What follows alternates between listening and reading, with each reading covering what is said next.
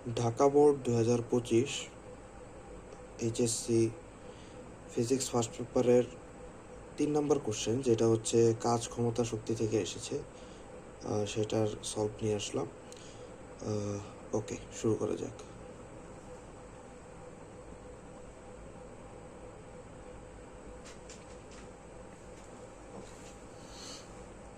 আচ্ছা, তাহলে এই কোশ্চেনটা হচ্ছে, আমি একটু উদ্দীপকটা আগে কন্টিনিউ করি। একটি কুয়া থেকে পাম্পের সাহায্যে প্রতি মিনিটে 600 কেজি পানি 40 মিটার গড় উচ্চতায় উঠানো হয়। পাম্পটির দক্ষতা হচ্ছে 70% দেওয়া আছে। এরপর হচ্ছে যে এখানে বলা আছে যে কি বলে অভিকর্ষজ ত্বরণটা হচ্ছে 9.8 দেওয়া আছে। আচ্ছা, প্রথমে কোশ্চেন হচ্ছে যে পাম্প কর্তৃক কৃতকাজ কত।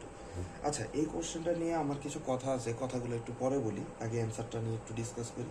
3-এর গ যেটা, সেটার জন্য আগে আমরা দেখি যে কী কী দেওয়া আছে। আমাদের এখানে বলা আছে প্রতি মিনিটে, তাহলে আগে আমরা টি ইকুয়াল 1 মিনিট হিসাব লিখে নিই, যে 60 সেকেন্ড লিখলাম। যা যা লাগে পরে ইউজ করবো, আগে হচ্ছে যে লিখে নিই। এম দেওয়া আছে হচ্ছে যে 600 কেজি। এরপর হচ্ছে যে আমাদের এখানে বলা আছে 40 মিটার গড় উচ্চতা, মানে এইচ দেওয়া আছে 40 মিটার। আচ্ছা, ঠিক আছে। আর হচ্ছে যে আমরা, আচ্ছা দাঁড়াও 1 সেকেন্ড, আমার ফোনটা একটু চার্জে লাগাই।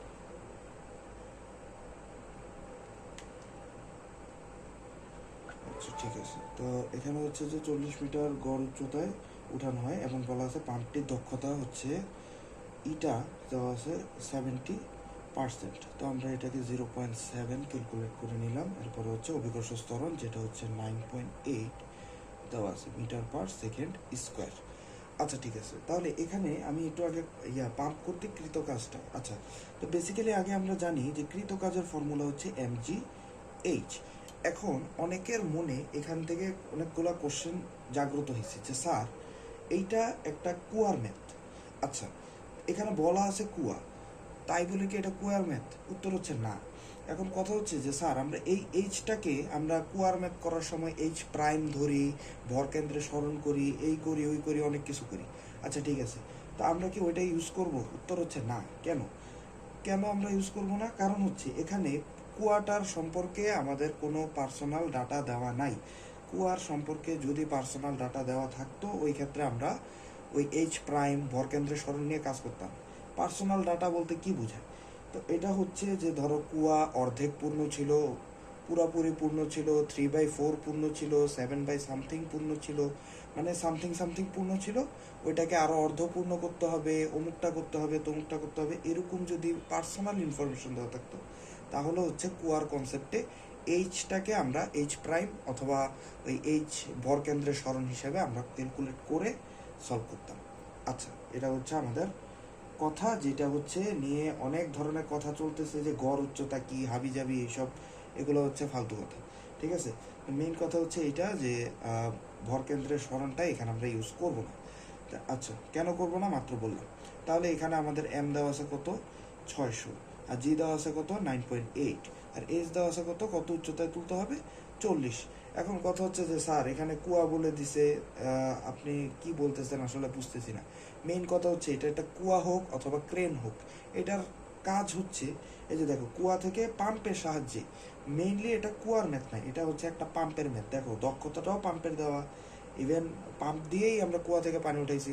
এখন যদি আমি কোশ্চেনটাকে একটু চেঞ্জ করে দিতাম যে একটি মাটি কাটার স্থান থেকে মাটি একটা ক্রেন দিয়ে, ক্রেনের সাহায্যে তোলা হবে, তো এখন আমরা কি মাটির ভরকেন্দ্রের স্মরণ হিসাব করতাম নাকি? তো এখন মেইন কথা হচ্ছে ওইটাই। আচ্ছা, তো তারা, আচ্ছা, যারা এভাবে নর্মাল ওয়েতেই চিন্তা করে ম্যাথ করে ফেলছো, তারাই হচ্ছে যে মানে আসলে হয়ে গেছে তাদের ম্যাথটা। আর আনফর্চুনেটলি যারা একটু বেশি ক্রিটিক্যাল থিঙ্কিং করছো, তাদের জন্য সমবেদনা, কিছু করার নেই। ঠিক আছে। আচ্ছা, অ্যান্সারটা হচ্ছে যে আমরা 3টা এলিমেন্ট গুণ করলে 23520 ওকে, তা চলে আসছে আমাদের, এটা হচ্ছে জুল। ওকে, তো এটাই হচ্ছে আমাদের গয়ের অ্যান্সার, যেটা হচ্ছে পাম্পের কর্তৃক কৃত কাজ, যেটা আমরা হিসাব করলাম। এখন ঘ নাম্বারের কোশ্চেনটা হচ্ছে আরও ইজি। এগুলো হচ্ছে 9-10 ম্যাথ, বুঝলা?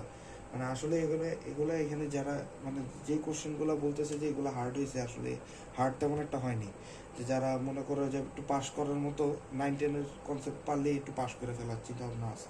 তো এরপরে হচ্ছে প্রশ্ন বলা হয়েছে যে পাম্পটির দক্ষতা 50% হলে কার্যকর ক্ষমতা কিরূপ পরিবর্তন হবে। আচ্ছা, আমাকে বলছে হচ্ছে কার্যকর ক্ষমতাটা নিয়ে ডিল করতে।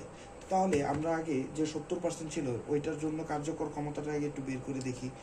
আচ্ছা, তো তাহলে আমরা এখানে যে পাম্পটির দক্ষতা দেওয়া আছে 70%। আগে আমরা দেখি যে আমাদের পি যেটা হচ্ছে যে কি কার্যকর, পি কার্যকর ফর কত 70-এর জন্য আমরা পি কার্যকরটা বের করবো কি mg h divided by T, যেটা হচ্ছে আমাদের বেসিক ইনফরমেশন থেকে আমরা আগে বের করব। আমাদের এটা হচ্ছে 235,200 ডিভাইডেড বাই টি আমরা পেয়েছিলাম হচ্ছে 60 সেকেন্ড। অর্থাৎ আমাদের এটার অ্যান্সার আসতেছে কত, এটার অ্যান্সার আসতেছে হচ্ছে যে অ্যান্সার ডিভাইডেড বাই 60 করলে 3920 হচ্ছে ওয়াট। আপনারা চাইলে হর্স পাওয়ারও করতে পারেন, it's not a big deal. আমরা ওয়াটেই করি কারণ আমরা এত ক্রিটিক্যাল থিঙ্কিংয়ে যাব না। আচ্ছা ঠিক আছে, তা আমরা এটা হচ্ছে কী পাইলাম, এটাকে আমরা কি পাইছি, এটা হচ্ছে কার্যকর মানে পাওয়ার, ঠিক আছে, ক্ষমতা যেটা হচ্ছে কার্যকর। তাহলে আমরা দেখি ইটা ইকুয়াল আমরা কি জানি, পি কার্যকর ডিভাইডেড বাই পি প্রদত্ত, ঠিক আছে। কারণ আমরা মোটরের গায়ে যেটা লেখা থাকবে বা পাম্পের গায়ে যেটা লেখা থাকবে ওটা হচ্ছে প্রদত্ত, আর যেটা কার্যকর মানে সে কাজ করতে পারবে ইন্টু 100%।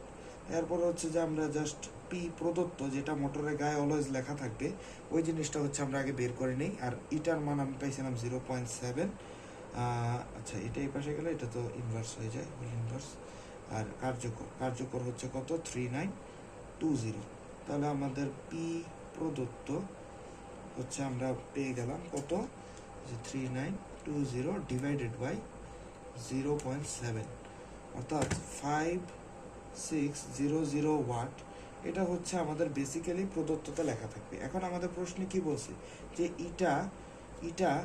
ইটা প্রাইম যেটা হচ্ছে আবার 50% হয়ে যাবে, তখন আমাদের কি বের করতে, তখন আমাদের পি প্রাইম কার্যকর বের করতে হবে, ঠিক আছে। তো এটা তো আমাদের বের করে হচ্ছে এটার সাথে ডিফারেন্ট জিনিসটা আমাদের অ্যাপ্রোচ করতে হবে। তো p prime divided by p প্রদত্ত আমরা যেটা পাইছি ওইটাই, ঠিক আছে, ইন্টু 100%। এখন পি ইটা প্রাইম হচ্ছে 0.5 আর ইকুয়াল, আর পি প্রাইম হচ্ছে আমরা এখন বের করব, আর পি প্রদত্ত যেটা সেটা হচ্ছে আমরা একটু আগে বেশি 5600। আচ্ছা, তার 100% দিলাম না কারণ এটাকেও আমরা কনভার্ট করে নিছি, ঠিক আছে। পি কার্যকরিত বের করব, তাহলে পি প্রাইম হচ্ছে এই যে আমাদের 0.5 ইন্টু 5600, অর্থাৎ আমাদের কার্যকর এটা কি কমে যাবে, তাই না। আচ্ছা, 2800 ওয়াট হয়ে গেছে। অর্থাৎ আমাদের কতটুকু এখানে বলছে না যে কিরূপ পরিবর্তন আসবে, অর্থাৎ পরিবর্তন। আচ্ছা আমি একটু সরাই দিই, পরিবর্তনটা কত হবে, পরিবর্তনটা হচ্ছে এখানে আমরা আগে পাইছিলাম কত, এইটা যে 3920 মাইনাস আমরা মাত্র পাইলাম কি 2800। তাহলে পরিবর্তন কত হইল, এটাতে মাইনাস করলে 20 মাইনাস করলে 1120 ওয়াট পরিমাণ কি হয়েছে, যে পরিবর্তনটা আমাদের মধ্যে লক্ষণীয় যখন ইটার মান কত হবে 50% হয়ে যাবে। কথা বুঝছো? আচ্ছা, যাই হোক, এভাবে হচ্ছে আমরা এই ম্যাথটা সলভ করে থাকি। নেক্সটগুলো এভাবে আমরা আপলোড করতে থাকবো ইনশাআল্লাহ, ঠিক আছে। এটা হচ্ছে প্রথম গয়ের অ্যান্সার, আর এটা হচ্ছে আমাদের ঘয়ের অ্যান্সার। এটা হচ্ছে 5th চ্যাপ্টার কাজ ক্ষমতা শক্তি, 3rd কোশ্চেন, যেটা HSC 25 ঢাকা বোর্ডে আসছে।